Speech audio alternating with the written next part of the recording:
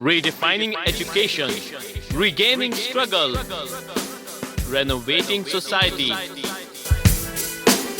SIO, awakening the nation.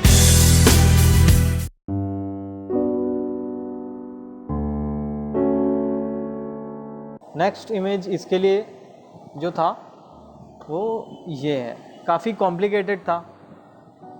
जो बहुत सारा कंटेंट हमारे पास था उसमें से एक ये आयत थी कि क्या इन लोगों ने कुरान पर गौर नहीं किया या इनके दिलों पर कुफल लगे हुए हैं। सूरह मोहम्मद की आयत थी।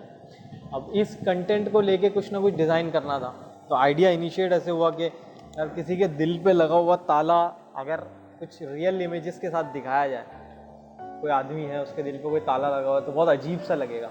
उसका रिप्रेजेंटेशन होना चाहिए, और सिंबॉलिक रिप्रेजेंटेशन के लिए फिर इजी जो रास्ता था वो था कि आउटलाइंस वाले जो सिल आउट्स होते हैं उसको यूज़ किया जाए। मतलब बजाय इसके कि एक्चुअल ह्यूमन फिगर यहाँ पे इस्तेमाल किया जाए, इस तरह के आउटलाइन वाले सिंबल्स यूज़ किए जाएं, और उन सिंबल्स के साथ बैकग्राउंड ऐसा दिया जाए कि जिस इमेज से हम रिप्रेजेंट करना चाह रहे हैं कि वो कुरान में गौर व फिक्र कर रहा है और उसका खुला हुआ जहन है, तो उसके साथ बैकग्राउंड उसी तरह का हो कि जो वैसा फील दे आपको। और जिस पर्सन की बात हम लोग कर रहे हैं कि जिसके दिल पे ताला लगा हुआ है, उसका बैकग्राउंड ऐसा हो कि वो कोजीनेस और रस्टिंग, ये सारी चीज़ों का इम्पैक्ट उसमें मिले। तो इसमें बहुत सारी इमेजेस है, इसका पोस्टमार्टम करते हैं हम लोग थोड़ा सी। ये दो सिलआउट्स जिसको लेके हम ये शो करना चाह रहे थे, दो अलग अलग ह्यूमन फिगर्स। ये एक फिगर है जो कुरान पढ़ रहा है, कुरान में गौर व फिक्र करने की कोशिश कर रहा है, और ये एक बहुत मादी चीज़ों में उलझा हुआ है जिसके दिल पर ताला लगा हुआ है। तो इसका जो बैकग्राउंड इमेज है वो ये है, बल्कि दो चीज़ें हैं अलग अलग लेवल पे। इसमें ट्रांसपेरेंसी ऐड करके जो दोनों को मर्ज किया हुआ है इमेज को।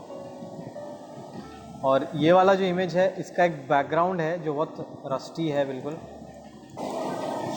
एक पुरानी बिल्कुल सड़ी हुई सी दीवार होती है ना, उसका टेक्सचर यहाँ पे यूज़ किया गया, और उसके ऊपर ये जंजीरें जो आपकी चेन, उसको यूज़ किया गया।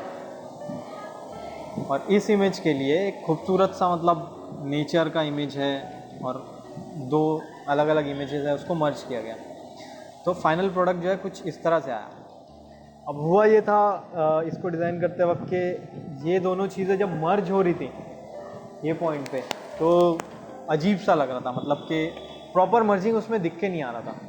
ऐसा लग रहा था कि कहाँ पे कुछ स्टार्ट हो जा रहा है और कहाँ ख़त्म हो रहा है, उसका एक लाइन समझ में नहीं आ रही थी, लाइन ऑफ डिफ्रेंशिएशन आप जिसको बोल सकते हैं। तो यहाँ पे एक हल्का डॉटेड लाइन से जो है उसको इर्रेगुलर फॉर्मेट में उसको डिवाइड करने की कोशिश की गई कि भाई ये ज़मीन और आसमान वाली चीज़ है, ये बहुत दूर दूर के लोग हैं।